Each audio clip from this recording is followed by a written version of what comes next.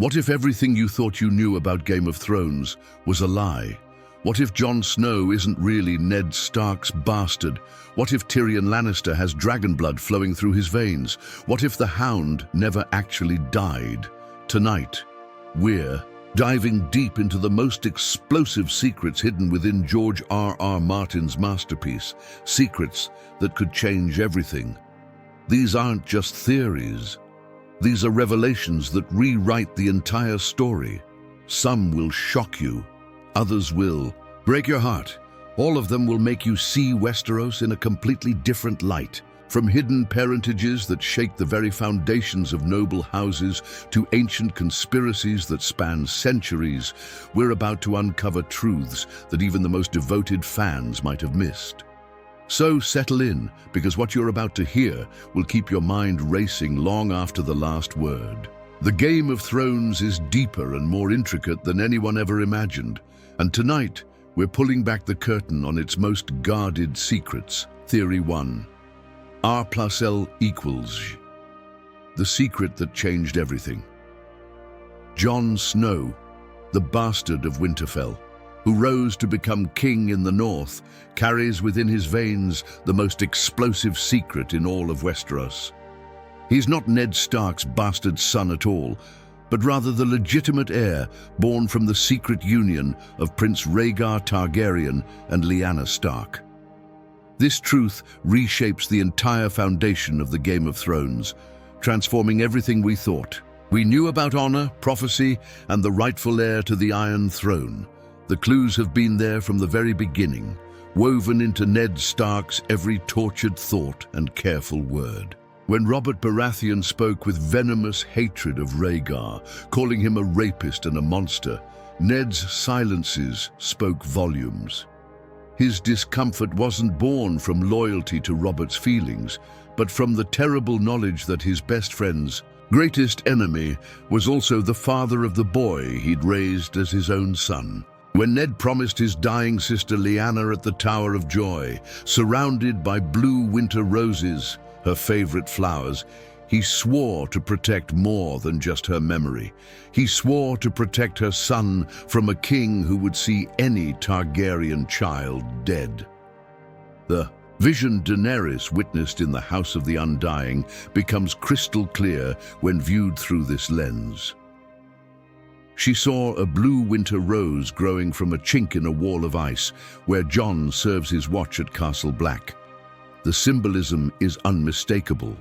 Lyanna's love flowering in the frozen wasteland where her son found his purpose, far from the politics and dangers of the South. Even more telling is Melisandre's confession that when she searches her sacred flames for Azor Ahai reborn, she sees only snow.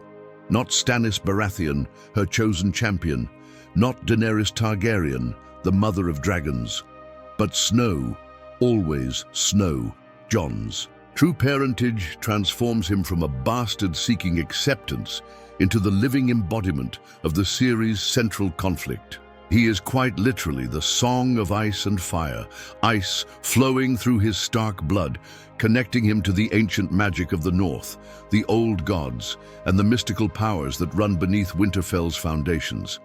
Fire burns in his Targaryen heritage, linking him to dragons, prophecy, and the divine right of kings that once conquered the Seven Kingdoms. If Rhaegar and Lyanna were secretly married, as growing evidence suggests they were, then Jon possesses not just a claim to the Iron Throne, but the strongest claim in Westeros. He would supersede even Daenerys, making their eventual meeting not just a collision of ice and fire, but a confrontation between the true heir and the claimant who believes herself rightful. But Rhaegar's motivations ran deeper than mere passion or political alliance. The melancholy prince was obsessed with prophecy, convinced that his bloodline would produce the prince that was promised, the hero destined to save the world from a coming darkness. When his wife, Elia Martell, could bear no more children after Prince Aegon, Rhaegar's desperation led him to seek another path to fulfill prophecy. Lyanna Stark represented the missing element in his calculations, the ice to temper his fire, the winter wolf to balance the dragon's flame. Their union wasn't just love story, it was prophecy made flesh, a deliberate attempt to create the savior the world would need. Ned Stark carried this crushing secret for 16 years, watching Robert Baratheon foam with rage at every mention of Targaryens, while knowing that his best friend's greatest enemy's son sat at his own table every night. Every time Robert spoke of crushing dragon eggs beneath his warhammer, every toast to the downfall of the dragon dynasty, Ned's heart must have clenched, knowing that the last dragon egg sat before him disguised as his bastard son. The promise Ned made to Lyanna extended beyond mere protection. He swore to guard Jon's true identity until the realm was ready, until the time came when the world would need a true king who understood both honor and sacrifice. Theory 2. A plus JT, the Imps. Hidden dragon blood, Tyrion Lannister. The despised dwarf son who killed his mother in birth and earned his father's eternal hatred carries an even more shocking secret than his deformity. The Imp of Casterly Rock is not Tywin's son at all, but the bastard offspring of Mad King Aerys II, Targaryen and Joanna Lannister. This hidden truth explains not only Tywin's pathological hatred for his youngest child, but also Tyrion's lifelong obsession with dragons and his uncanny ability to inspire loyalty despite society's prejudices. The evidence begins with a devastating historical truth that haunted the Lannister family for decades. King Aerys II Targaryen harbored an obsessive, inappropriate lust for Joanna Lannister that tormented both her husband Tywin and Queen Rhaella for years. Court records document that during Joanna and Tywin's wedding ceremony, the king took such liberties during the traditional bedding that Tywin's famous composure cracked completely. Witnesses described the future hand of the king as barely containing murderous rage, a reaction that would define his relationship with Aerys for the rest of their lives. But this humiliation was only the beginning of Aerys's obsession. Joanna served as one of Queen Rhaella's ladies-in-waiting at court, placing her directly in the king's path during his increasingly manic and lustful phases. Court whispers spoke constantly of Aerys's inappropriate attention toward Lord Tywin's beautiful wife, attention that grew so blatant and persistent that Queen Rhaella, in a rare moment of assertiveness, dismissed Joanna from her service to protect both women from the king's escalating advances. The crucial timeline centers around a grand tournament celebrating the 10th anniversary of Aerys's reign, an event where Joanna was notably present. At court, despite her earlier dismissal, historical records place her in King's Landing during precisely the period when Tyrion would have been conceived. 9 months later, Joanna died, giving birth to a child that horrified even the experienced midwives. Witnesses described the infant as grotesquely deformed, possibly bearing a tail and other disturbing features that eerily mirror the historical descriptions of malformed Targaryen stillbirths that plagued the dynasty for generations. Tywin Lannister's pathological hatred for Tyrion transcends any normal disappointment in a disabled child. This is a man who built his entire identity around family legacy, power, and the unassailable strength of House Lannister. The idea that his wife bore another man's child, especially the child of the king who constantly humiliated and undermined him, would represent the ultimate, unforgivable betrayal of everything he held sacred. Every cruel punishment, every public humiliation, every moment of withheld affection becomes recontextualized as revenge against the living reminder of his greatest shame. Tywin's final words to Tyrion carry devastating weight when viewed through this lens. "You are no son of mine," weren't the angry words of a dying man disowning a disappointing heir. They were a literal deathbed confession. Tywin knew He had always known. The secret had eaten at him for decades, transforming natural paternal love into bitter hatred for the bastard who bore his name, but not his blood. Tyrion's physical characteristics subtly betray his true parentage to those who know what to look for. His hair, while appearing golden in certain light, often looks almost white blonde, particularly pale even for a Lannister, lacking the true golden richness that crowns Jaime and Cersei. More tellingly, his eyes are mismatched, one green like a true Lannister, one black like the dark purple eyes that sometimes manifest in Targaryen bloodlines when the dragon blood runs strong. The most compelling evidence, however, lies in Tyrion's lifelong obsession with dragons. From his earliest memories, he dreamed of the great beasts with an intensity that puzzled everyone around him.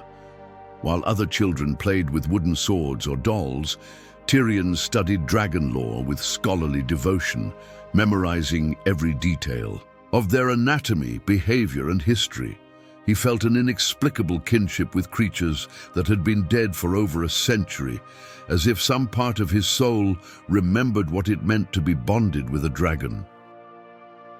When he finally encountered Daenerys's living dragons in Meereen, they responded to him with curiosity rather than the aggression they showed most strangers. Viserion and Rhaegal allowed him to approach and even remove their chains, a remarkable reaction from creatures notorious for roasting anyone who presumed too much familiarity.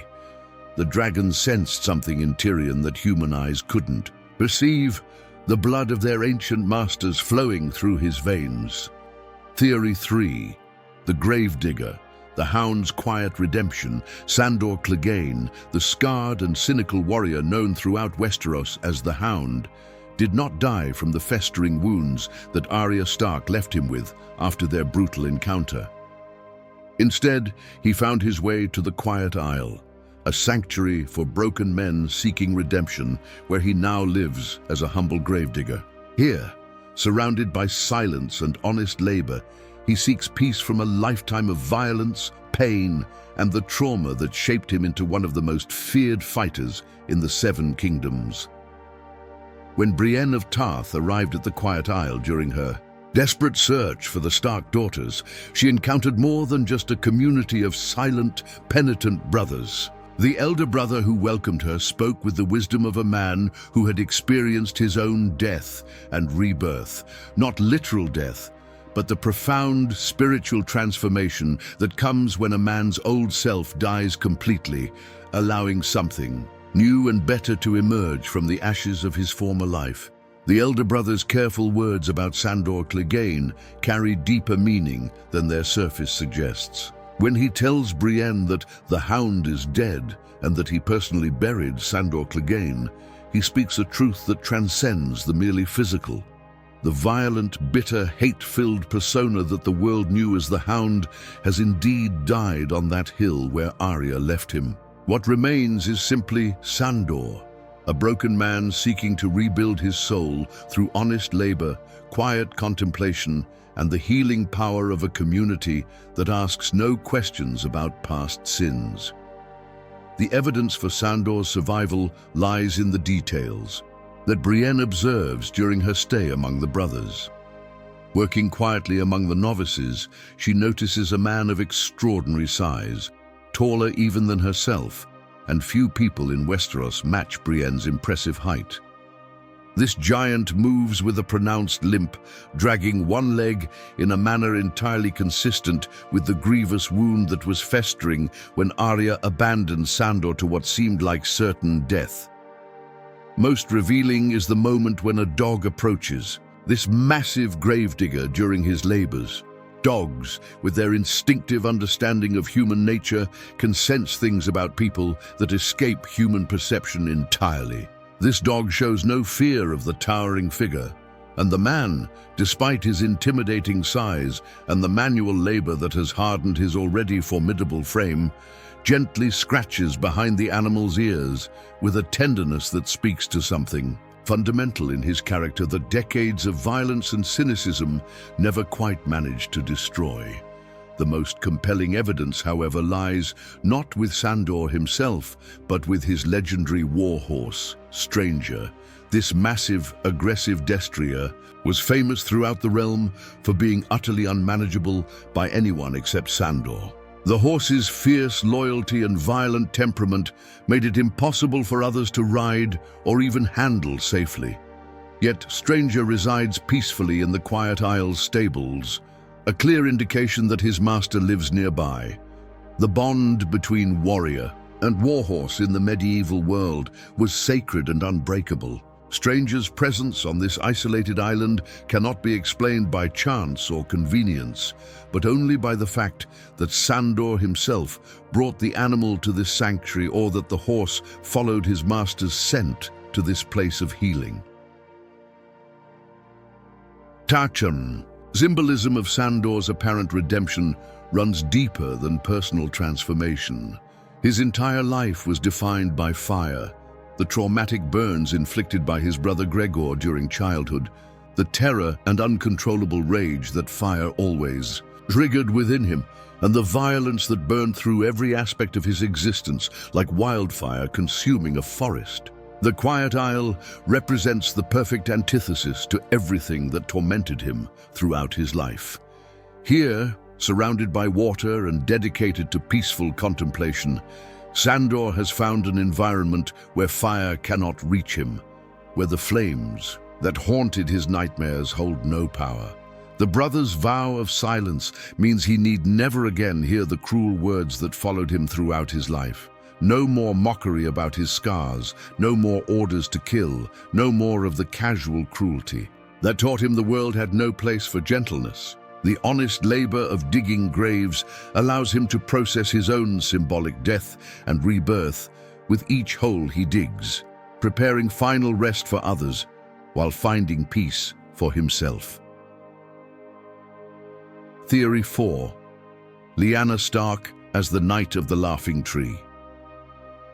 Lyanna Stark, the spirited and rebellious sister of Eddard Stark, was the mysterious Knight of the Laughing Tree who appeared at the fateful tourney at Harrenhal. In this disguise, she defended the honor of Howland Reed and inadvertently set in motion the chain of events that would culminate in Robert's rebellion, the fall of the Targaryen dynasty, and her own tragic death in the Tower of Joy. The Great Tourney at Harrenhal was meant to be a celebration of chivalry and pageantry, but it became the stage for a romance that would reshape the Seven Kingdoms. When Mira Reed told Bran Stark the story of the Cranagman and the Mystery Knight, she was recounting more than just a tale of adventure. She was describing the moment when Lyanna Stark's fierce sense of justice collided with Prince Rhaegar, Targaryen's growing obsession with prophecy, creating a spark that would ignite a war. The Mystery Knight appeared as if from a fever dream, short of stature and clad in ill-fitting, mismatched armor that seemed hastily assembled from whatever pieces could be found. The knight's shield bore the image of a laughing weirwood tree, its carved face seeming to mock the very notion of southern chivalry.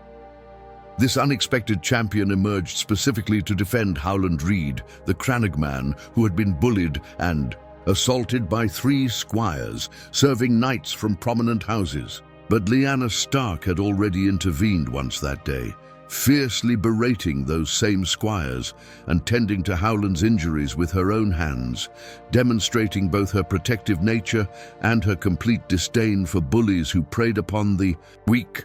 The clues pointing to Lyanna's identity as the Mystery Knight are woven throughout Mira's careful narrative. The knight's notably short stature fits perfectly with Lyanna's build. She was described as small and slender, quite unlike her tall brothers. The mismatched armor suggests pieces hastily borrowed or assembled, exactly what a young woman would need to do to disguise herself for a joust. Most tellingly, the booming, disguised voice that the knight used speaks to someone actively trying to hide their true identity, particularly someone whose natural voice might give away their gender. Lyanna possessed both the motivation and the skill to carry out such a bold deception. Her renowned wolf blood, the term used to describe the wild, fiery, and independent spirit that ran through certain Starks, combined with her established skill as a horsewoman, made her uniquely capable of conceiving and executing such an unconventional act. She had clear reason to champion Howland Reed, who was not just any victim, but her father's loyal bannerman and a friend to the Stark family. Her sense of justice wouldn't allow such cruelty to go unanswered, even if it meant defying every convention of proper ladylike behavior. The choice of a laughing weirwood tree for her shield's blazon was far from random.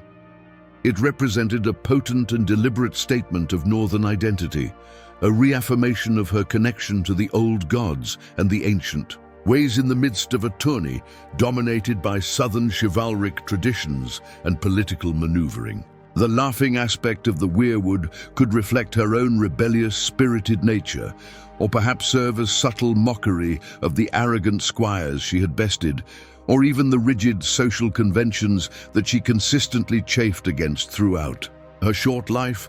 Prince Rhaegar Targaryen was tasked by his increasingly paranoid father, King Aerys II, to find and unmask this mystery knight, who had embarrassed several noble houses and made a mockery of their squires. According to the theory, Rhaegar did discover the knight's identity, and when he found it to be Lyanna Stark, he became completely captivated by her spirit, beauty, and the fierce courage that had driven her to such an audacious act. This encounter was the moment that sparked their fatal attraction.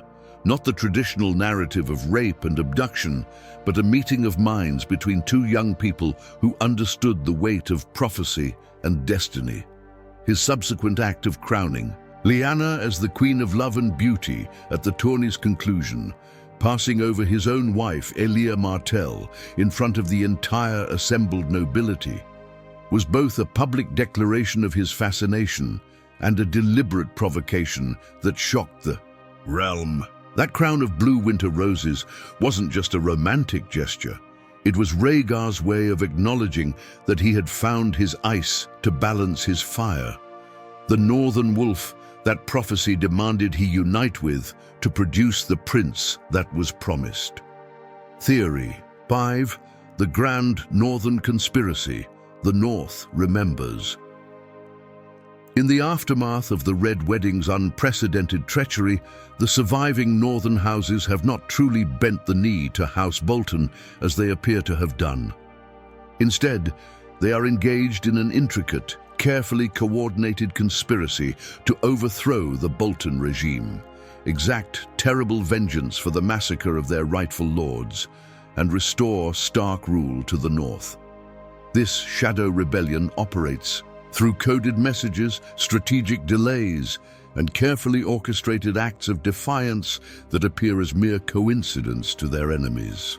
The heart of this conspiracy beats strongest in White Harbor, where Lord Wyman Manderley has perfected the art of appearing to be a harmless, gluttonous fool while orchestrating one of the most sophisticated resistance movements in Westerosi history. His famous "The North Remembers" speech to Davos Seaworth revealed the depth of northern fury that simmers beneath the surface of apparent submission. When he spoke those words, he wasn't just expressing sentiment, he was delivering a promise of retribution that would shake the very foundations of the Bolton regime. Manderley's genius lies in his ability to use his enemies' prejudices against them. The Frys and Boltons see him as a fat, weak Southron lord who cares more for his next meal than for northern honor. They believe his apparent loyalty stems from cowardice and his desire to protect his remaining family members. In reality, Manderley has been planning their destruction from the moment news of the Red Wedding reached White Harbor. And every gesture of submission has been carefully calculated to lull his enemies into complacency while he marshals his forces and builds his alliances. The infamous Frey Pies theory suggests that Manderley's revenge has already begun in the most visceral way possible. During Ramsay Bolton's wedding feast, 3 Freys, who had disappeared on their way to White Harbor, were notably absent from the celebrations. Manderley arrived late to the feast, bringing with him several large meat pies that he insisted were a special delicacy from his kitchens. Throughout the evening, he made a point of requesting that the Freys and Boltons partake of his gift, watching with barely concealed satisfaction as they consumed what may have been the flesh of their own kin. When he loudly proclaimed that he was too fat to eat another bite, it wasn't gluttony speaking. It was the satisfaction of a man who had served justice in its most primal form. But Manderley's plans extend far beyond personal revenge. He has been secretly building a war fleet in White Harbor, constructing ships that could transport northern forces anywhere along the coast or provide crucial naval support for any rebellion against the Crown. His supposed construction delays and cost overruns are actually deliberate stalling tactics, ensuring that the fleet will be completed exactly when it's needed most, not when his enemies expect it. The conspiracy extends throughout the north, with each house playing their assigned role in the grand deception. The Umbers have split their forces in a brilliant strategic maneuver that confuses their enemies while maintaining maximum flexibility. Great John Umber remains a hostage of the Freys, but his sons have divided their loyalties in a way that ensures the family survives regardless of the outcome, while positioning themselves to strike when the moment is right. Hodder Horsebane Umber ostensibly supports the Boltons, while his uncle Mors Crowfoot Umber openly opposes them, giving the family representation on both sides of the conflict. Lady Barbary Dustin plays perhaps the most complex role in the conspiracy, her public statements revealing a deep-seated resentment that could be turned toward any number of targets depending on how events unfold. Her hatred of the Starks appears genuine on the surface, but her actions consistently undermine Bolton authority in subtle ways that suggest her true loyalties lie elsewhere. Her intimate knowledge of Winterfell's layout and her ability to move freely throughout the castle make her an invaluable asset for any plan to retake the ancient seat of Stark power. The missing element that could transform this conspiracy from a collection of individual grudges into a unified rebellion is Robbie Stark's will. Before his death, the young wolf legitimized Jon Snow and potentially named him as his heir, recognizing that his half-brother was the only surviving male with Stark blood who could unite the North. This document, currently believed to be in the possession of Mage Mormont and Galbar Glover, could serve as the legal foundation for a new northern rebellion, providing legitimacy to what might otherwise be dismissed as mere revenge-seeking. The conspiracy's ultimate goal extends beyond simple restoration. It seeks to establish northern independence once and for all. The Red Wedding proved that Southern oaths mean nothing when they conflict with Southern interests, and the North has learned that lesson well. When the conspiracy finally reveals itself, it won't just be seeking to replace one Southern king with another, but to crown a king in the North who understands that the only way to protect Northern interests is through Northern independence. Theory 6. The Dornish Master Plan, Fire and Blood Delayed.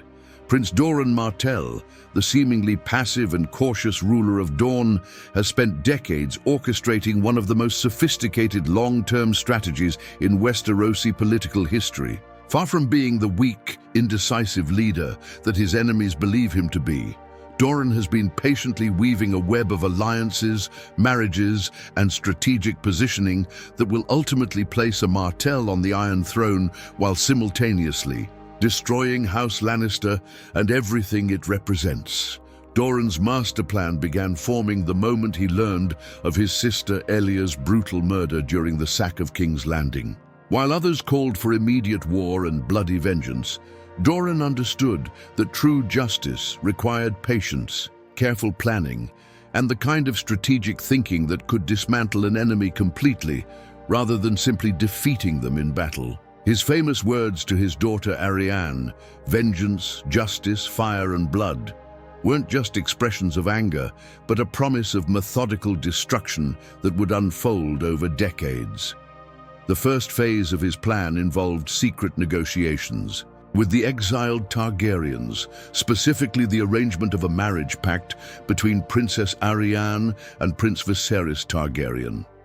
This agreement, negotiated through Sir Willem Darry years before Viserys' death, was designed to position Dorne as the primary supporters of Targaryen restoration while ensuring that a Martell would sit beside the new king as queen. When Viserys died, this didn't represent a failure of Doran's planning, but merely required adaptation to changing circumstances.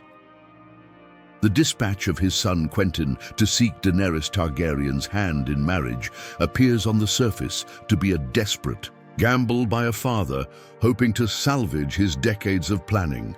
In reality, Quentyn's mission served multiple purposes that had little to do with actually securing a marriage alliance. The journey provided Doran with crucial intelligence about Daenerys, her dragons, and the political situation in Essos. It also served as a deliberate misdirection, leading enemies to believe that Dorne's hopes rested on a single, vulnerable mission that could be easily thwarted. More importantly, Quentyn's mission may have been designed to fail from the beginning, serving as a necessary sacrifice to satisfy other conspirators, while Doran pursued his true objective through different channels. The books that Doran provided to Arya during her confinement, A History of Westeros, a copy of the Seven-Pointed Star, a tome on Dornish lore, and a book about dragons, weren't random selections, but carefully chosen texts that reveal the true scope of his ambitions. These books contain the keys to understanding Westerosi succession law, religious legitimacy, and the potential weaknesses of dragon-wielding rivals. Doran's ultimate strategy appears to involve manipulating the very foundations of Westerosi law and custom to create a path to the throne that bypasses traditional conquest entirely. By potentially encouraging Cersei Lannister's efforts to secure Casterly Rock for herself over her brothers, he could be laying the groundwork for the adoption of Dornish primogeniture laws throughout the realm. This would not only legitimize female inheritance, but also strengthen Arya's eventual claim to power through legal precedent rather than military force. Simultaneously, Doran may be exploiting the rise of the Faith Militant, a movement that gained strength partly due to the chaos and moral outrage generated by his brother Oberyn's actions in King's Landing. The Faith's resurgence creates a powerful tool for undermining both Lannister legitimacy and any potential Targaryen restoration, given the Faith's historical opposition to incestuous marriages. By positioning Arya as a candidate who can claim descent from a legitimate Targaryen line while avoiding the religious complications that plague other claimants, Doran creates a path to power that his enemies cannot easily counter. The true genius of Doran's plan lies in its patience and adaptability. While his enemies focus on immediate threats and obvious moves, he has been playing a game that spans generations, creating multiple paths to victory while ensuring that each setback only strengthens his ultimate position. His apparent weakness becomes his greatest strength, as enemies consistently underestimate both his capabilities and his ambitions until it's far too late to stop him. Prince Oberyn's dramatic confrontation with Ser Gregor Clegane wasn't just a brother seeking justice for his sister's murder. It was a carefully orchestrated piece of Doran's larger strategy. Oberyn's death served to discredit the Lannister regime, highlight their moral failures, and create the kind of outrage that fuels religious and political movements. Even in death, the Red Viper accomplished more toward Doran's goals than he could have achieved through years of conventional warfare. Theory 7. The Southron Ambitions, the conspiracy that started it all. Decades before Robert's rebellion erupted into open warfare, The great houses of Westeros were already positioning themselves for a conflict that would reshape the realm forever. The intricate web of marriages and fosterings that connected House Stark to houses Arryn, Tully, and Baratheon wasn't the result of coincidence or simple political opportunism. It was the foundation of a carefully orchestrated conspiracy designed to overthrow the Targaryen dynasty and replace it with a more stable, controllable regime. The architect of this grand conspiracy was Lord Rickard Stark, whose supposed Southron ambitions were actually a sophisticated understanding of how power truly worked in the Seven Kingdoms. Rickard recognized that the Targaryens' grip on power had been fundamentally weakened by the death of their dragons, and that King Aerys II's increasingly erratic behavior provided an opportunity to create a coalition powerful enough to challenge royal authority. Rather than simply rebelling against an unjust king, Rickard envisioned a systematic replacement of the entire Targaryen system with something more predictable and manageable. The key alliances were forged through strategic marriages and fosterings that created bonds stronger than mere political convenience. Brandon Stark's betrothal to Catelyn Tully ensured Riverland's support for any northern initiative, while Eddard Stark's fostering at the Eyrie under Jon Arryn, alongside Robert Baratheon, created personal friendships that would prove more durable than formal treaties. Lyanna Stark's betrothal to Robert Baratheon was meant to cement the alliance while providing the coalition with a claimant who possessed legitimate Targaryen blood through his grandmother, offering a veneer of continuity that would ease the transition of power. Lord Jon Arryn played a crucial role in this conspiracy, using his position as one of the realm's most respected lords to provide legitimacy and guidance to the younger generation of conspirators. His decision to foster both Eddard Stark and Robert Baratheon wasn't random. It was a deliberate attempt to forge the personal bonds that would be necessary to hold the coalition together through the challenges of rebellion and the even greater challenges of ruling afterward. The friendships formed in the Vale would prove to be the emotional foundation upon which the entire rebellion was built. Lord Hoster Tully's involvement demonstrates the conspiracy's reach into the very heart of the realm's political structure. His negotiations with Lord Tywin Lannister regarding a potential marriage between Lysa Tully and Jaime Lannister suggest that even the Lannisters were being courted as potential allies, though Tywin's characteristic caution prevented him from committing until the rebellion's outcome was certain. This patience would ultimately serve him well, allowing him to enter the conflict at the decisive moment while maintaining plausible deniability about his earlier involvement. The conspiracy's timeline was dramatically accelerated by events beyond the conspirators' control. Prince Rhaegar's apparent abduction of Lyanna Stark and King Aerys's savage murder of Lord Rickard and Brandon Stark forced the alliance to move before all their preparations were complete and before all potential allies had been secured. What had been planned as a carefully orchestrated political transition became a desperate war for survival, with Robert Baratheon thrust into the role of rebellion leader, largely because he was the most acceptable compromise candidate among the various factions. The shared experiences of the conspirators during the War of the Ninepenny Kings provided the initial foundation for their later alliance. Lords like Jon Arryn, Steffon Baratheon, Tywin Lannister, Hoster Tully, and Rickard Stark fought together in that conflict, forming personal relationships and mutual respect that transcended regional loyalties. More importantly, they witnessed firsthand the consequences of Targaryen decision-making and began to question whether the realm might be better served by different leadership. The ultimate goal of the Southron ambitions extended beyond simply replacing Mad King Aerys with someone more reasonable. The conspirators sought to fundamentally alter the balance of power in Westeros, replacing the unpredictable autocracy of dragon lords with a more collaborative system where the great houses would have genuine influence over royal policy. Robert Baratheon was chosen not just for his Targaryen blood, but because his personality and background suggested he would be amenable to guidance from the lords who had placed him on the throne. The conspiracy's success in achieving regime change was remarkable, but its failure to create lasting stability reveals the limitations of even the most sophisticated political planning.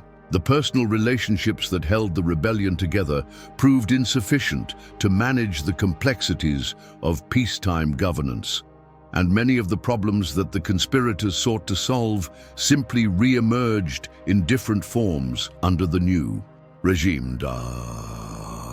Theory 8. The Night's King of book lore, a stark betrayal.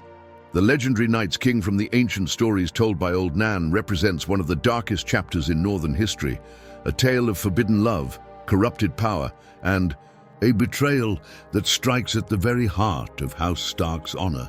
This figure, distinct from the television show's Night King, was the 13th Lord Commander of the Night's Watch, who fell in love with an other-like woman and ruled the Night Fort as his personal kingdom for 13 terrible years, making sacrifices to the others and committing atrocities so horrific that his very name was erased from history.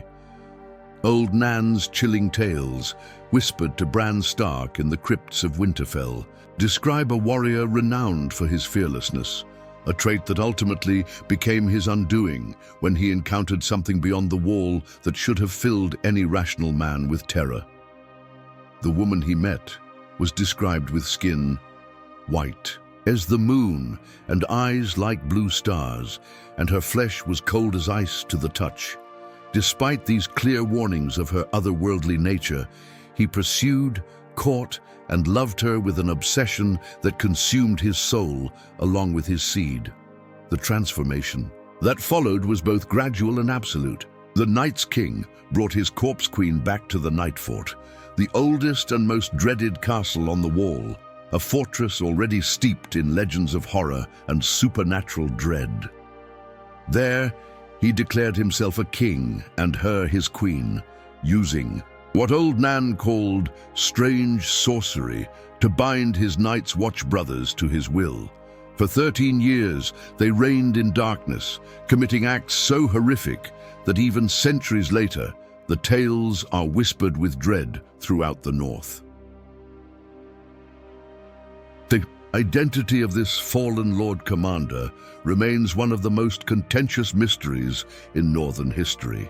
While various tales name him as a Bolton, Umber, Flint, or member of other northern houses, Old Nan's version carries special weight because of her deep connection to Winterfell and its secrets. She adamantly tells Bran that the Night's King was a Stark of Winterfell, possibly even the brother to Brandon the Breaker, the very king in the north who eventually brought down his dark reign. This Stark connection suggests a profound betrayal at the heart of the North's most storied lineage, a shameful secret that the family has spent millennia trying to bury. The revelation that the Night's King might have been Brandon the Breaker's own brother adds layers of tragedy and irony to the tale. Brandon the Breaker, working alongside Joramun, the king beyond the wall, led the coalition that finally ended the Night's King's reign of terror. The idea that Brandon was forced to destroy his own brother, who had fallen to corruption and forbidden love, transforms this from a simple tale of good versus evil into a deeply personal family tragedy that would haunt House Stark for generations. The nature of the Night's King's corpse queen connects this ancient tale to the larger mysteries surrounding the others and their relationship with humanity. Her description perfectly matches that of the others encountered in the series, suggesting that the Night's King's fall represents an early attempt at some form of alliance or pact between humans and the ice beings. The sacrifices made to the others during his reign might have been part of a larger agreement or tribute system that has since been forgotten or deliberately obscured. The systematic erasure of all records concerning the Night's King speaks to the horror his reign inspired and the determination of those who defeated him to ensure such corruption could never rise again. His very name was forbidden, his deeds struck from the histories, and his existence reduced to whispered tales told by old women to frightened children. This level of historical censorship suggests that his crimes went beyond simple tyranny into realms that threatened the very foundations of human civilization in the North. The legend might offer crucial insights into the ancient relationship between the first men and the others, suggesting that such relationships existed and that they carried terrible consequences when they crossed certain forbidden lines. The Night's King's story could be a cautionary tale about the dangers of treating with the others, or it might represent the remnants of a more complex ancient pact that was catastrophically violated. Theory 9. Bran's connection to the Night King, the time loop paradox. The Night King of the television series, while distinct from the book's Night's King, may be connected to Bran Stark through a devastating time loop that transforms the three-eyed Raven's attempts to prevent catastrophe into the very cause of the disaster he seeks to avoid. This theory suggests that Bran's growing powers and desperate interventions in the past create a paradox where his efforts to save the world directly lead to the creation of its greatest threat. The foundation of this theory lies in the unique connection between Bran and the Night King demonstrated throughout the series. Unlike other characters who encounter the White Walkers, Bran can perceive the Night King within his visions, and more significantly, the Night King can perceive and physically interact with him. This two-way connection is unprecedented and suggests a bond that transcends normal magical interactions, implying either a shared origin or a destiny that binds them together across time and space. The pivotal scene showing the children of the forest creating the first White Walker provides the key to understanding this connection. When Leaf plunges the dragonglass dagger into the heart of a captured first man, Bran experiences what appears to be physical pain and distress, as if he himself were feeling the agony of transformation. This reaction goes beyond mere empathy or magical sensitivity. It suggests that Bran is somehow present within that moment in a way that connects him directly to the Night King's creation. The time loop theory proposes that Bran, in his future role as the three-eyed raven, makes multiple desperate attempts to prevent the long night by traveling back through time to intervene at crucial moments. Each intervention, however, creates unintended consequences that ultimately lead to the very disasters he seeks to prevent. His first attempt might involve trying to warn King Aerys II about the coming White Walker invasion, but his whispers from the past only fuel Aerys's paranoia and obsession with wildfire, earning him the name Mad King and setting the stage for Robert's rebellion. A second intervention could see Bran traveling even further back to become Bran the Builder, using his knowledge of future threats to construct the Wall and Winterfell as defensive measures. This version of Bran might establish the Stark words "Winter is coming" as a perpetual warning, and ensure that there must always be a Stark in Winterfell to maintain ancient magical defenses. The similarities in names between Bran Stark and Bran the Builder support this possibility, suggesting a cyclical nature to Stark history that transcends normal generational succession. The final and most desperate intervention involves Bran attempting to prevent the Night King's creation by forging into the human sacrifice at the exact moment of transformation. His plan might be to stop the process from within, using his consciousness to resist the children's magic and prevent the first White Walker from ever existing. Instead, he becomes trapped within the transformed being, his consciousness merged with that of the Night King, but slowly losing its humanity over thousands of years of imprisonment within an ice-cold shell. This theory explains the Night King's apparent strategic intelligence and his specific focus on Bran during their eventual confrontation. If the Night King contains Bran's consciousness, he would possess knowledge of future events, understanding of military strategy, and a desperate need to complete the time loop by ensuring that the present-day Bran eventually travels back to become him.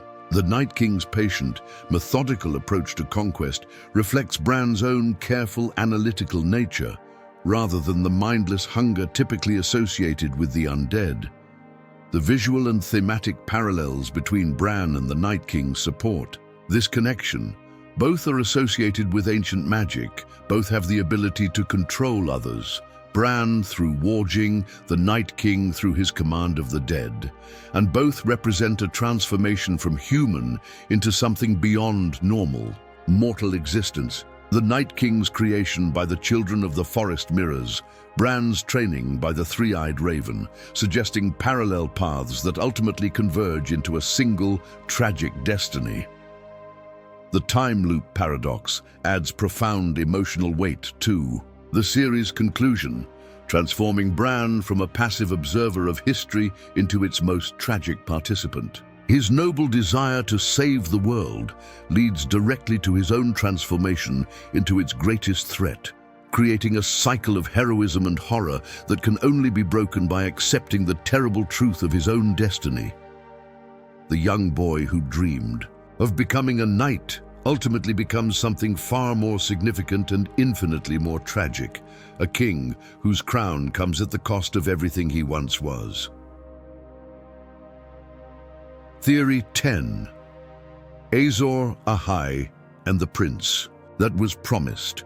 The true meaning of prophecy, the ancient prophecies of Azor Ahai reborn and the prince that was promised have guided and misguided characters throughout the series, but their true meaning may be far more complex and metaphorical than anyone realizes. Rather than predicting the rise of a single chosen hero wielding a magical sword, these prophecies might describe the necessary sacrifice and painful choices that must be made to save the world from darkness, with multiple characters fulfilling different aspects of the prophetic requirements. The legend of Azor Ahai tells of a hero who forged the great sword Lightbringer through a series of increasingly difficult trials. First he tempered the blade in water, but it broke. Then he thrust it through the heart of a lion, but again it shattered. Finally, he drove the sword through the living heart of his beloved wife, Nissa, and her blood, soul, and strength went into the steel, creating a weapon of unparalleled power that could drive back the darkness, threatening to engulf the world. This progression from water to lion to beloved suggests that Lightbringer might not be a literal sword at all, but a metaphor for the terrible choices that a true hero must make. The sacrifice of what is most precious, love itself, transforms the hero into something capable of salvation, but at a cost that makes victory bitter rather than sweet. Azor Ahai's triumph comes not from gaining power, but from accepting a loss, so profound that it fundamentally changes the nature of heroism itself. The prince that was promised prophecy, deeply embedded in Targaryen lore and closely connected to Aegon, the Conqueror's vision of a future threat from the north, shares many elements with the Azor Ahai legend while adding specifically Targaryen elements. This prophesied prince is said to be born of the Targaryen line, destined to unite the realm against an existential threat and associated with the return of dragons to the world. The prophecy's gender-neutral language in High Valyrian suggests that the prince could be male or female, opening the field of potential candidates considerably. Daenerys Targaryen fulfills many of the prophecy's requirements through her journey from exiled princess to mother of dragons. Her symbolic rebirth in Khal Drogo's funeral pyre, surrounded by salt from her tears and smoke from the flames, matches the prophetic description perfectly. She awakened dragons from stone eggs that had been dormant for over a century, and her rise coincided with the appearance of the red comet that many interpreted as the bleeding star foretold in prophecy. Her dragons themselves might represent the true Lightbringer, weapons of fire and magic capable of combating the ice-cold threat of the others. Jon Snow's claim to the prophecy becomes stronger when his true parentage is revealed, making him a prince of Targaryen blood, raised in the north, with intimate knowledge of the threats beyond the wall. His resurrection after being murdered by his Night's Watch brothers could represent the promised rebirth, literally bringing him back from death amidst the salt of tears and smoke of funeral preparations. His Valyrian steel sword, Longclaw, might serve as his Lightbringer, particularly if he is forced to use it against someone he loves to fulfill his destiny. The tragic element of the Azor Ahai legend suggests that fulfilling the prophecy requires a sacrifice that transforms victory into tragedy. If Jon represents Azor Ahai and Daenerys represents Nyssa, then Jon might be forced to kill the woman he loves to prevent her from becoming a greater threat to the realm than the enemies they fought together to defeat. This interpretation transforms their romance from a hopeful union of ice and fire into a predetermined tragedy where love becomes the weapon that saves the world. Alternatively, the prophecy might be fulfilled through multiple people working together rather than a single chosen one. Daenerys could represent the hero who awakens dragons, Jon could embody the prince who unites the realm, and Tyrion might serve as the third head of the dragon who provides the wisdom necessary to wield such power responsibly. Their combined efforts, rather than individual heroism, could represent the true fulfillment of ancient prophecy. The deeper meaning of these prophecies might lie in their function as cautionary tales rather than roadmaps to salvation. Throughout the series, characters who become obsessed with prophecy, Rhaegar Targaryen, Stannis Baratheon, Melisandre, make increasingly destructive choices in pursuit of their prophetic destiny. The prophecies themselves might be tests of wisdom, distinguishing between those who seek power for its own sake and those who accept responsibility for the greater good, regardless of personal cost. Theory 11. The Maester Conspiracy, the War Against Magic. The citadel of Oldtown, revered throughout Westeros as the center of learning and knowledge, may be the headquarters of the most successful conspiracy in the realm's history, a systematic campaign to eliminate magic, dragons, and prophecy from the world. The Maesters, with their vows of service and their chains of office, have positioned themselves as advisors to every major house while secretly working to create a world governed by reason and empirical knowledge, rather than the chaos and unpredictability of magical forces. Archmaester Marwyn's blunt accusation provides the foundation for this theory when he asks Samwell Tarly a devastating question. Who do you think killed all the dragons the last time around? Gallant dragon slayers armed with swords. His answer reveals the scope of the Maester's ambitions. The world the Citadel is building has no place in it for sorcery or prophecy or glass candles, much less for dragons.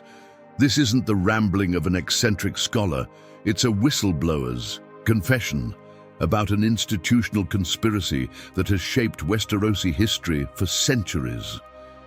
The evidence for Maester involvement in the extinction of dragons lies in the peculiar circumstances surrounding their decline during the Targaryen Civil War, known as the Dance of the Dragons. While the immediate cause was clearly the dragons destroying each other in battle, the longer-term pattern suggests systematic intervention.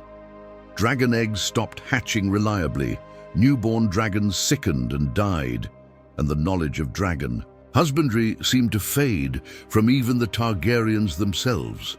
These developments align perfectly with what would be expected from a subtle but persistent campaign of sabotage. Maesters occupied a unique position to carry out such sabotage effectively. They served as advisors to the Targaryens, giving them access to dragon eggs, hatchlings, and the facilities where dragons were kept. Their medical knowledge would allow them to administer poisons that might not kill adult dragons immediately, but could interfere with reproduction, weaken immune systems, or cause developmental problems in young dragons. Their scholarly reputation would make their advice on dragon care seem authoritative and well-intentioned, even as it led to the creature's gradual extinction. The conspiracy extends beyond dragons to encompass all forms of magic that threaten the Maester's vision of an ordered, rational world. Their systematic discrediting of prophecy, their promotion of skepticism towards supernatural explanations, and their careful documentation of natural phenomena all serve to create a worldview where magic is dismissed as superstition and the Master's empirical knowledge becomes the only reliable source of truth about the world.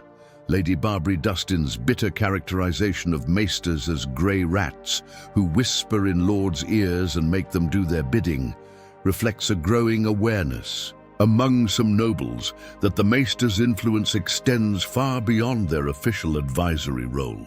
Her specific complaint that maesters read all the letters, write the replies, and know what passes in every stronghold highlights how their control of communication networks gives them unprecedented power to shape events throughout the realm. The master's methods are necessarily subtle and long-term, working through influence rather than direct action. They manipulate lords through carefully crafted counsel, promote policies that weaken magical traditions, and gradually shift cultural attitudes away from supernatural explanations toward rational ones. Their success in this campaign is evidenced by the general skepticism toward magic that prevails throughout most of Westeros, with supernatural events dismissed as tricks, madness, or superstition by educated people. The institutional nature of this conspiracy means that individual masters might not even be fully aware of their role in the larger campaign. The anti-magical bias is built into their training, their worldview, and their professional culture, making it seem like natural, scholarly skepticism rather than deliberate manipulation. Only those at the highest levels of the Citadel, like the Archmaesters who control the institution's direction, would understand the full scope and purpose of their activities. Archmaester Marwyn represents the internal resistance to this conspiracy, a scholar who has retained belief in magic despite his Citadel training. His hurried departure from Old Town upon learning of Daenerys' dragons suggests he believes she faces immediate danger from his colleagues, or that he views her dragons as crucial to countering the Citadel's anti-magical agenda. His existence proves that the conspiracy is not absolutely total, but also highlights how thoroughly marginalized pro-magical voices have become within the institution. The return of dragons and the re-emergence of magic throughout the series represents an existential threat to everything the Masters have worked to achieve over the centuries. Their conspiracy, so successful for so long, now faces challenges that their rational worldview cannot adequately address or counter. The glass candles burning in the Citadel signal that the age of magic has returned, whether the Maesters approve or not. And their carefully constructed rational world may be about to collapse under the weight of forces they sought to eliminate, but never truly understood. Theory 12. The true purpose of the Faceless Men, an anti-magical crusade. The Faceless Men of Braavos are far more than the world's most skilled assassins. They are the instruments of an ancient crusade against magic itself. Born from the suffering of slaves in the volcanic mines of old Valyria, these servants of the many-faced god have spent centuries working to eliminate the very forces that once enslaved and tormented their founders. Their ultimate goal isn't merely to serve death, but to ensure that no magical power ever again achieves the kind of dominance that the Valyrian Dragon Lords once wielded over human lives. The origins of the Faceless Men reveal the depth of their mission. In the hellish slave mines beneath Valyria's 14 flames, countless souls suffered and died to feed the sorcerer's hunger for precious metals and magical components. The first Faceless Man heard the prayers of these tortured souls, prayers offered to countless gods from every corner of the known world, and realized that all these deities were simply different faces of the same fundamental force: death, the great equalizer that comes for slave and master alike. When this first servant of death began offering the gift to the most suffering among the slaves, he wasn't just ending their pain, he was making a statement about the ultimate equality of all mortals in the face of death. More significantly, when he extended this gift to the Valyrian masters themselves, he was declaring war on the entire system that allowed some humans to wield such devastating power over others through magical means. The Faceless Men's involvement in the doom of Valyria represents the culmination of this ancient mission. Rather than being a natural disaster or simple magical accident, the doom may have been the result of a carefully orchestrated campaign of assassination targeting the sorcerer priests who maintained the magical constraints on the 14 flames. By eliminating these crucial figures at precisely the right moment, the Faceless Men could have triggered a chain reaction that destroyed the entire Valyrian civilization in a single, catastrophic day. This interpretation explains why the kindly man tells Arya that the Faceless Men brought the gift to the slave masters of Valyria. It wasn't just individual murders, but a systematic elimination of the magical hierarchy that kept the entire freehold functioning. The volcanic eruptions and earthquakes that followed weren't the cause of Valyria's destruction. They were the inevitable result of removing the magical controls that had kept such massive geological forces in check. The Faceless Men's continued interest in dragon-related artifacts and knowledge supports this anti-magical agenda. Their reported attempts to acquire dragon eggs from Euron Greyjoy and their possible infiltration of the Citadel in Old Town suggest ongoing efforts to understand and potentially neutralize draconic magic. They don't seek these artifacts to use them, but to ensure they cannot be used by others to recreate the kind of magical dominance that once characterized Valyria. Their philosophy of Valar Morghulis, all men must die, takes on deeper meaning. When viewed through this lens, it's not just an acknowledgement of mortality, but a radical declaration that no one, regardless of magical power or divine pretensions, can escape the fundamental equality imposed by death. In a world where magic can grant seemingly unlimited power, the Faceless Men serve as the ultimate enforcement mechanism, ensuring that even the most powerful sorcerers and dragons remain subject to the same mortality that governs ordinary humans. The ability of the Faceless Men to change faces makes them uniquely suited to combat magical threats. Green seers who can see the future, dragons who can sense deception, and sorcerers who can detect magical auras all become vulnerable when faced with assassins who can literally become no one. Their magical anonymity allows them to approach targets who might otherwise foresee or prevent their own deaths through supernatural means. Theory 13. There must always be a Stark in Winterfell, the ancient pact. The sacred saying, "There must always be a Stark in Winterfell," represents far more than family tradition or regional pride.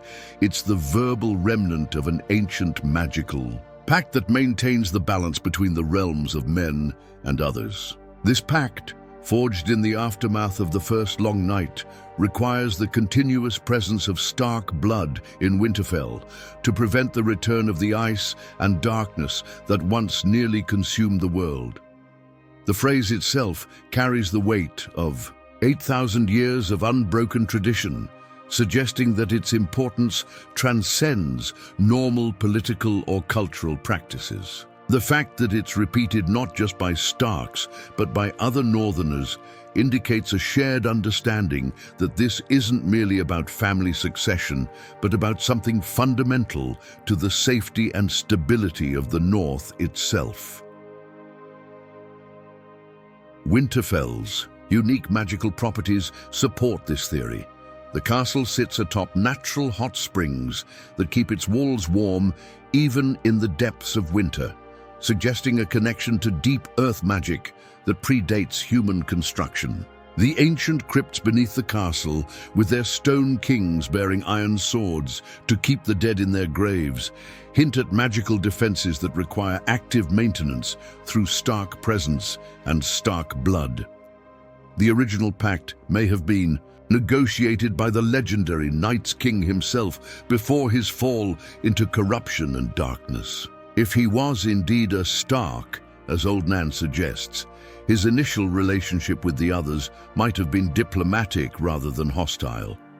The continuous presence of a Stark in Winterfell could have been established as a condition of peace, a living guarantee that humanity would honor whatever agreements were made to end the long night.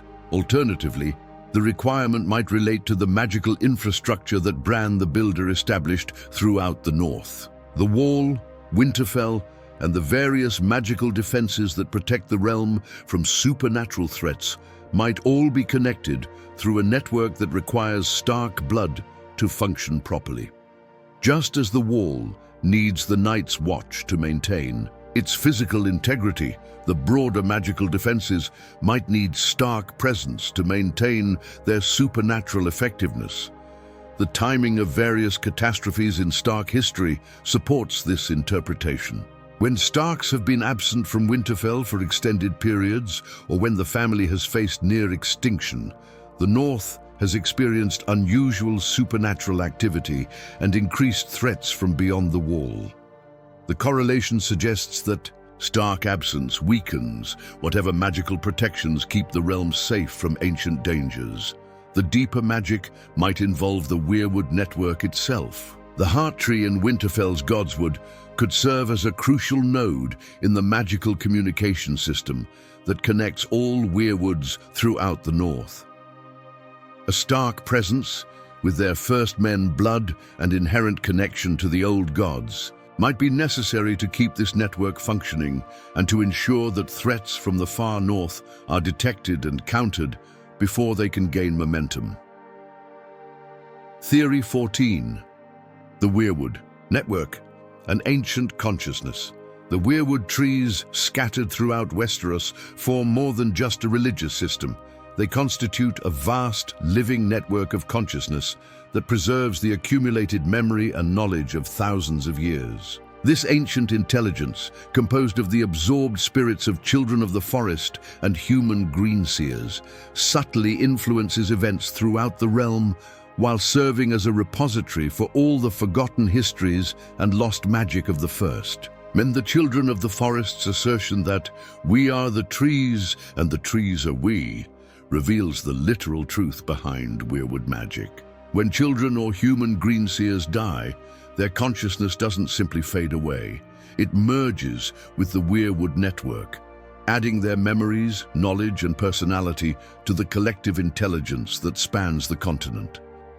This process creates an ever-growing database of experience that transcends individual mortality. The carved faces on Weirwood trees serve as more than symbolic representations. They're actual interfaces through which the network can observe and occasionally influence the physical world.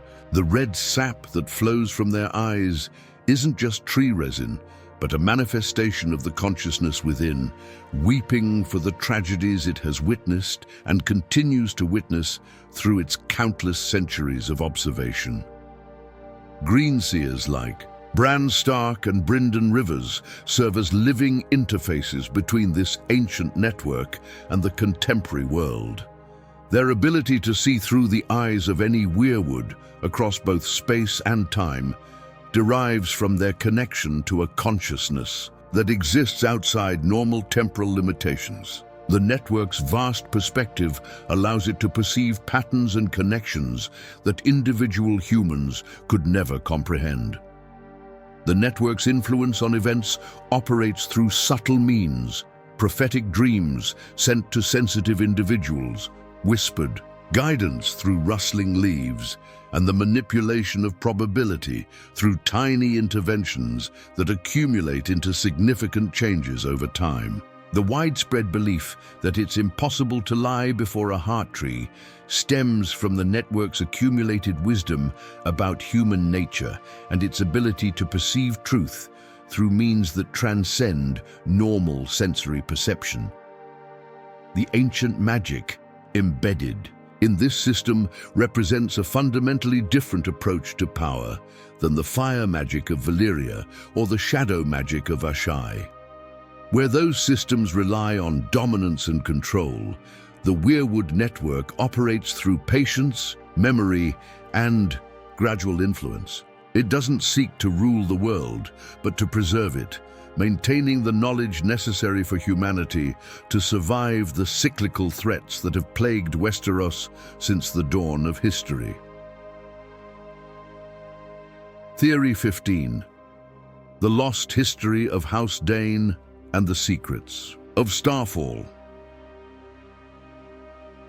House Dane of Starfall possesses secrets that predate not only the Targaryens, but possibly even the First Men themselves. Their ancestral sword Dawn, forged from the heart of a fallen star, and their distinctive Valyrian-like features that existed millennia before Valyria's rise, suggest that the Danes are the last remnants of an ancient civilization that once wielded powers beyond current understanding. The Castle of Starfall derives its name from the celestial event that provided the metal for Dawn, a star that fell to Earth in the distant past and was somehow transformed into a blade of unparalleled quality. This star metal differs fundamentally from Valyrian steel, possessing its own unique properties that make it alive with light and capable of extraordinary sharpness without the dark magic that characterizes other supernatural weapons.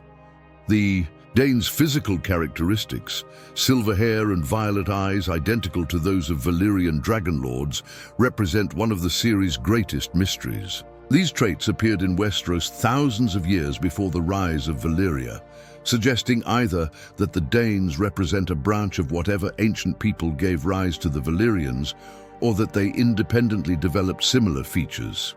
Through exposure to different but related magical influences, the title Sword of the Morning carries deeper significance than mere chivalric honor. The association with dawn and light suggests a connection to the ancient battle against darkness that predates the current threats facing Westeros. The Danes may be the hereditary guardians of knowledge or power, specifically designed to combat the forces of night and winter, with dawn serving as both symbol and weapon in this eternal struggle. Arthur Dayne's presence at the Tower of Joy during Jon Snow's birth connects the house to the broader prophetic narrative surrounding Azor Ahai and the prince that was promised. If Dawn was present during the birth of a potential savior, it might fulfill the prophecy's requirement for a bleeding star, while also suggesting that the Danes play a crucial role in recognizing and protecting prophesied heroes. The mysterious fate of Ashara Dayne adds another layer to the house's secrets. Her supposed suicide after losing her child and her love might be a deliberate fiction designed to hide her true fate and the true parentage of her child. If she bore a child to Eddard Stark, Rhaegar Targaryen, or another significant figure, that offspring might carry both Dayne blood and the blood of another great house, creating a combination of lineages with unprecedented magical potential. Theory 16. The true nature and purpose of the others. The others represent far more than mindless harbingers of destruction. They are an ancient species with their own complex motivations, possibly driven by the violation of forgotten pacts, the need to restore magical balance, or their role as a natural force of renewal that human civilization has disrupted through its expansion and the abuse of fire magic. The others' obvious intelligence and organization suggests they operate according to principles and goals that humans simply don't understand, rather than acting from pure malevolence. Their creation of whites, their distinctive ice crystal armor and weapons, and their apparent hierarchy all point to a sophisticated culture with its own traditions, laws, and objectives that have nothing to do with the simple desire to destroy life. The ancient pact theory proposes that the other's current advance represents an attempt to enforce agreements made with humanity during the first long night. These accords might have established boundaries, tribute systems, or mutual obligations that the realm has forgotten or deliberately violated. The gradual decline of the Night's Watch, the abandonment of many castles along the wall, and the increasing skepticism toward old warnings might all constitute violations of ancient terms that the others are now seeking to rectify. The balance. Theory suggests that the others serve as a natural counterweight to the fire magic that has been growing stronger throughout the series. The return of dragons, the influence of R'hllor's priests, and the increasing use of fire-based magic might be disrupting a fundamental equilibrium that the others are compelled to restore. In this interpretation, they represent not evil, but necessity, the ice that must rise to counter the unchecked growth of fire. The cyclical renewal theory posits that the other's periodic returns serve an essential function in the natural order, clearing away the accumulated corruption and stagnation that builds up in human civilization over long periods. Their association with winter and death doesn't make them evil any more than winter itself is evil. They're part of a natural cycle that human societies resist because they can't perceive the larger patterns that govern their world. The violation of natural order theory focuses on humanity's increasing separation from the magical forces that once governed their relationship with the land. The cutting down of weirwoods, the abandonment of old gods' worship, and the general turn toward material concerns over spiritual ones might have disrupted ancient harmonies that the others are attempting to restore through force. Theory 17. The Doom of Valyria, a convergence of catastrophes. The cataclysmic destruction of the Valyrian freehold wasn't the result of a single random disaster, but rather the culmination of a perfect storm involving geological instability, magical overreach, and what may have been the most successful assassination campaign in human history. The Doom represents the convergence of natural forces, Valyrian hubris, and the calculated revenge of those who had suffered most under the Dragon Lord's tyrannical rule. Valyria was built upon a foundation of barely controlled volcanic fury. The 14 flames that gave the freehold its power were never truly dormant.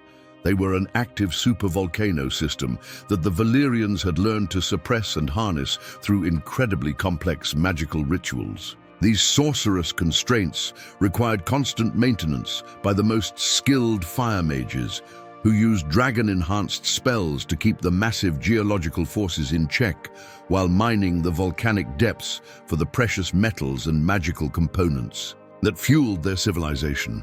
The magical infrastructure that controlled the 14 flames represented both Valyria's greatest achievement and its most critical vulnerability. The spells that kept the volcanoes from erupting simultaneously required precise coordination among dozens of sorcerer priests, each maintaining their portion of a vast magical network that spanned the entire peninsula. This system worked flawlessly for centuries, but its very complexity made it susceptible to catastrophic failure if key components were removed or disrupted. The Faceless Men. born from the suffering of slaves in Valyria's deepest mines, possessed both the motivation and the capability to trigger such a failure. Having originated among the most oppressed victims of Valyrian power, they understood better than anyone how the system of magical control functioned and where its weakest points lay. Their philosophy of death as the great equalizer made them natural enemies of a civilization built on the principle that some humans could wield godlike power over others through magic and dragons.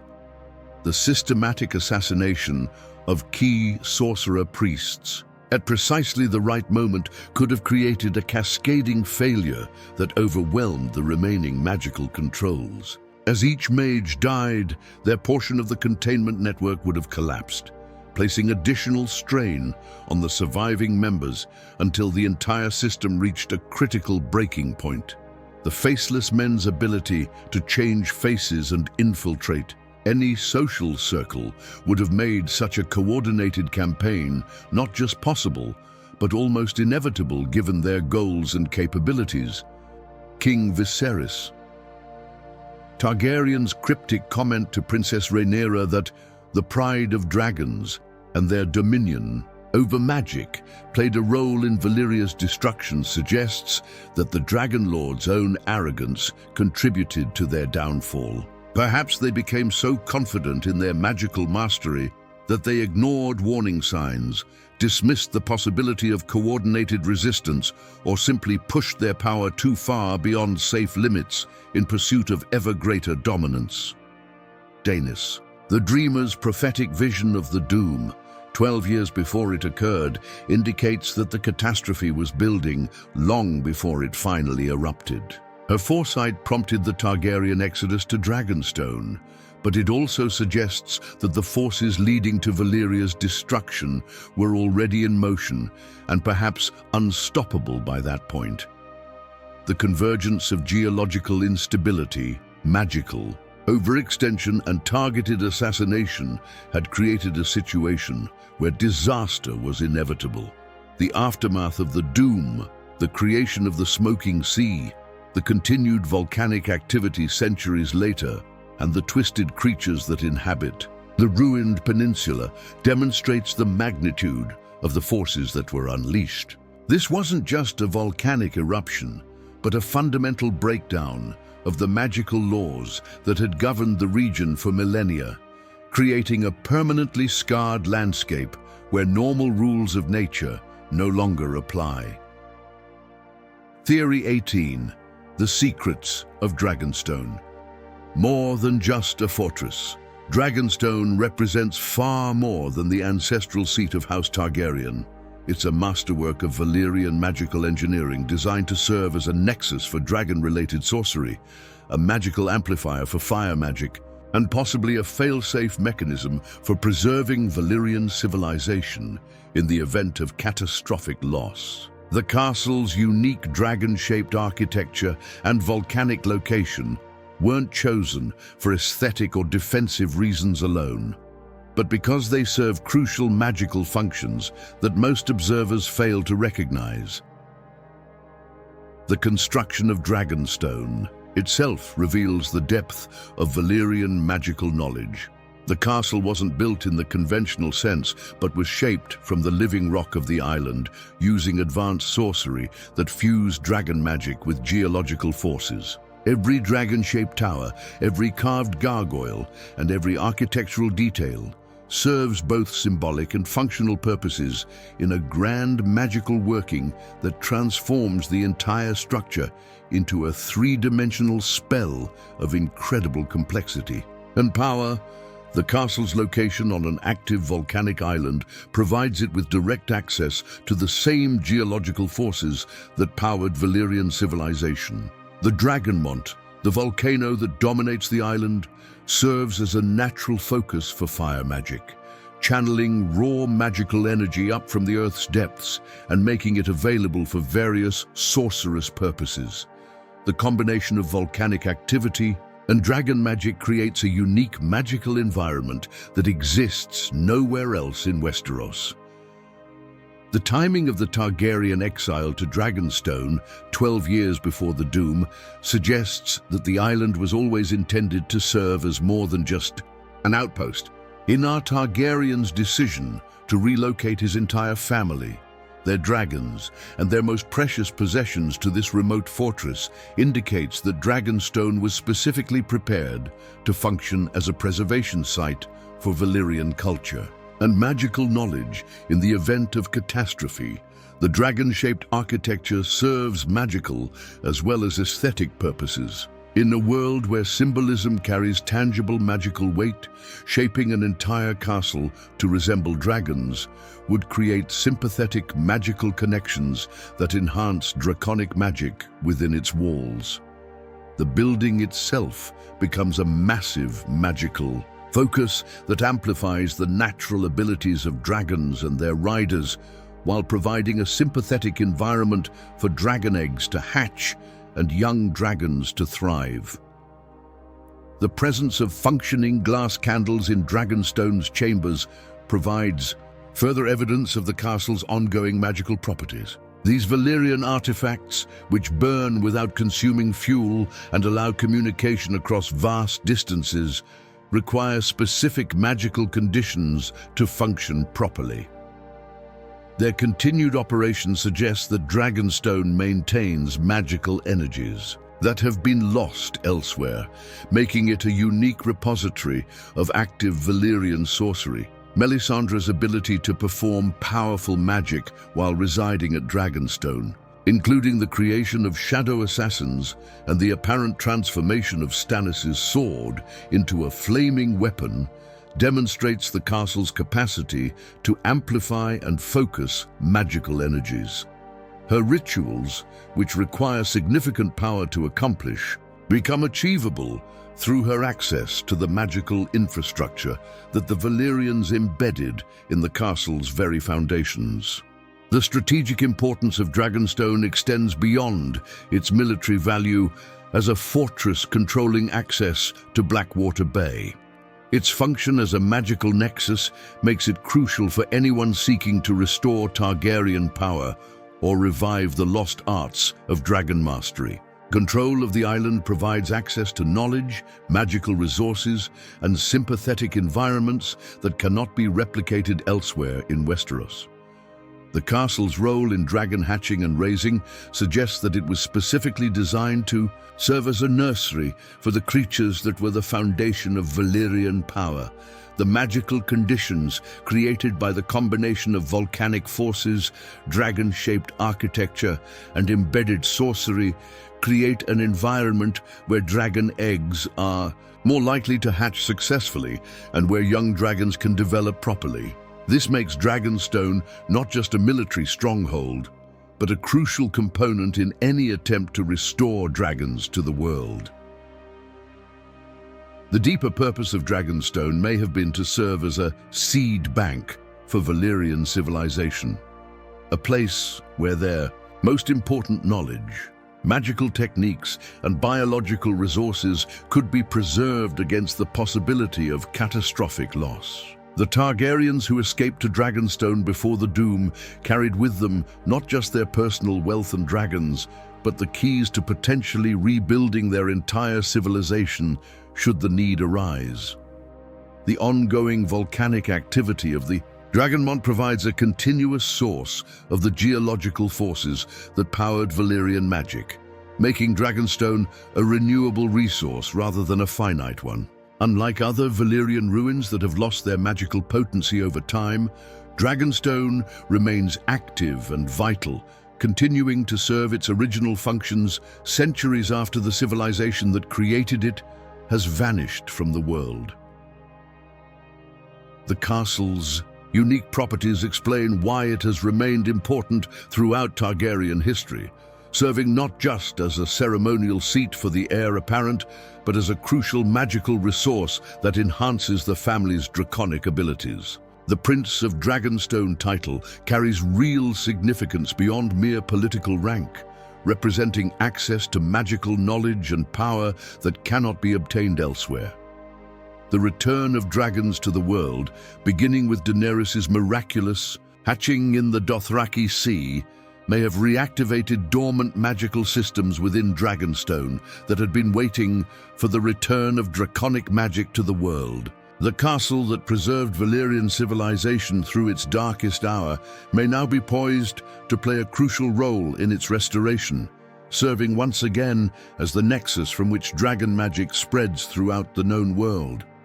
The relationship between Dragonstone and the broader magical ecosystem of Westeros remains largely unexplored, but the castle's continued importance suggests that it serves functions that extend far beyond the purely local.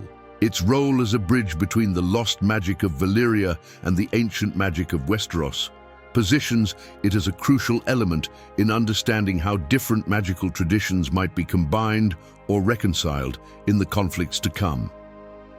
The ultimate significance of Dragonstone lies not in its past glory, but in its potential future role as the foundation for a new magical order that combines the best elements of Valyrian dragon magic with the wisdom and restraint that might prevent the hubris and catastrophic failures that led to the original doom.